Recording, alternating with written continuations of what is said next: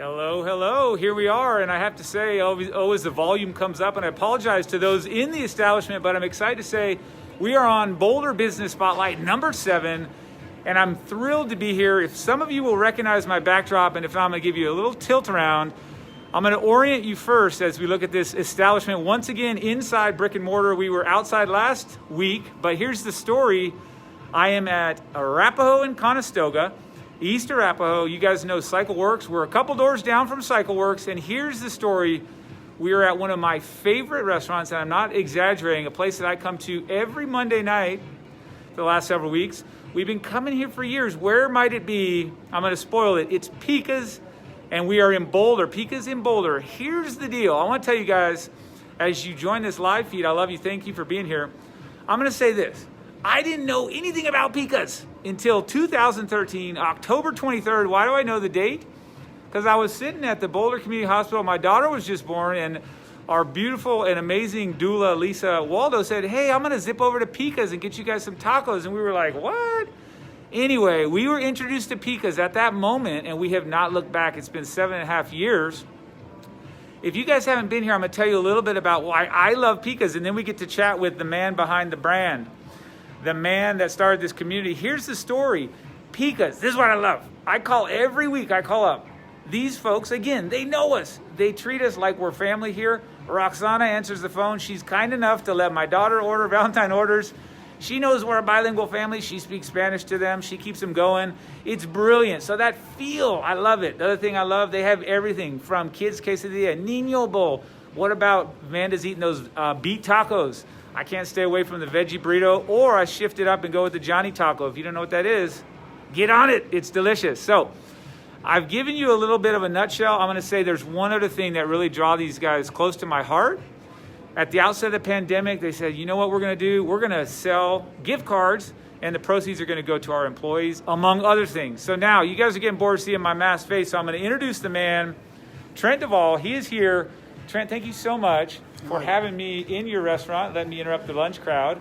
I'm going to try and get that lighting right. So Trent, first question for you.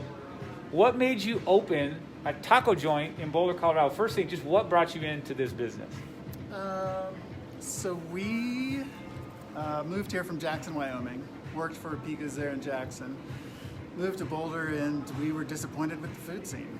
And obviously a lot has changed since 2005. I mean, you have an explosion of culinary delights with various restaurants, but we couldn't find this style of very casual, very good food where you could come hang with your family and drink a margarita, and the kids could do stuff, and you could meet your friends here without spending a ton of money. And that was what originally drew me to it. Super. Oh man, you brought up all these ideas in my head. So tell me this. We talked about community. You mentioned this when we were chatting earlier. Like, how much has that been of an impact to your life, the Pica's community, throughout these last 10 years? Yeah, it's been a pretty amazing thing that's developed here, and I say we did it consciously, but it took a long time to develop that. And I think when we moved in, we knew we had Ball Aerospace, and that was going to be a big part of the business. And it took families a couple of years to catch on that they could come here and get a decent meal and a margarita and hang out, and kids had fun, and it was very casual. But once that flipped and the families found us and the residents found it, it was on. So you come in here on a Friday night in the wintertime, before the pandemic, and it was shoulder to shoulder with people. And in the summertime, the patio would be packed with kids running around, and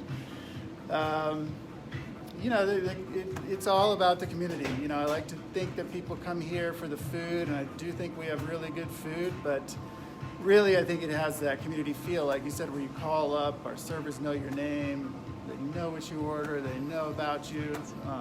Yeah. That's right. I couldn't have said it better. In fact, I tried to say it better. That's Trent. So here's another question for you.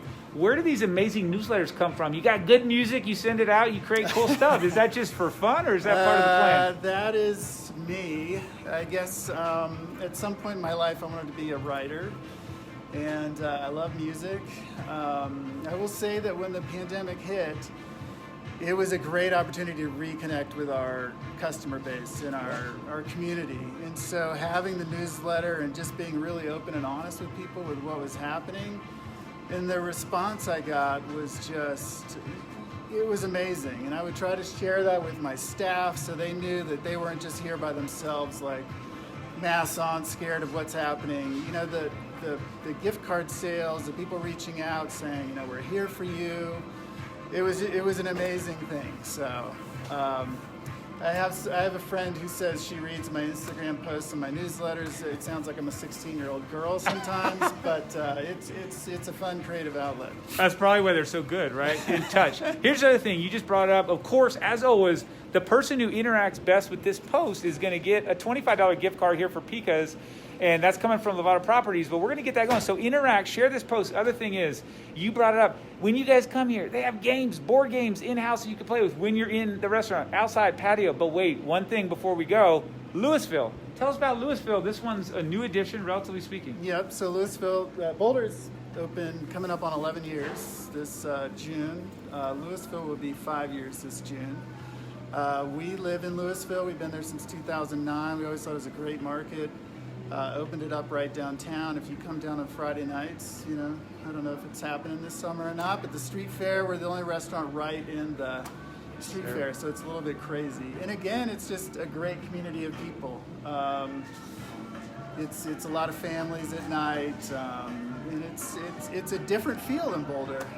But it is, again, like, you know, it's a local hangout and just a great community feel. Yeah. Awesome. All right, Trent, that's it. So good. These tacos, I'm telling you, they are the jam. Also, all the fun stuff. They put out good T-shirts, too, and I'll show you what I mean with a photo later. Thanks for being here, Trent. You guys are the best. I want to give a shout-out to Mike Rouse coming to from Texas. I'm telling you, they got good tacos here, Rousey. Get up here. So thanks for being here. Once again, Boulder Business Spotlight. Number 7, Pica's, 2 locations. Check them out.